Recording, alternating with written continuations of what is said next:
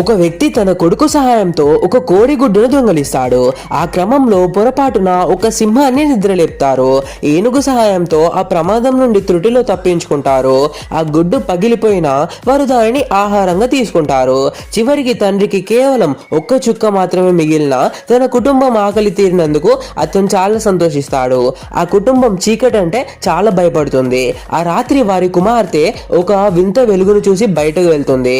అక్కడ ఆమెకు ఒక అబ్బాయి పరిచయమై నిప్పు గురించి తెలియజేస్తాడు. ఏదైనా ఆపద వస్తే ఊదమని ఆమెకు ఒక శంఖాన్ని కూడా ఇస్తాడు. భారీ భూకంపం రావడంతో ఆ కుటుంబం చిక్కులో పడుతుంది. ధూళి తగ్గాక వారు ఒక అందమైన ప్రాంతాన్ని చూస్తారు. అక్కడ అందమైన గులాబీ రంగు పక్షులు ఒక ఎద్దును క్షణాల్లో తినేయడం చూసి వారు హడలిపోతారు.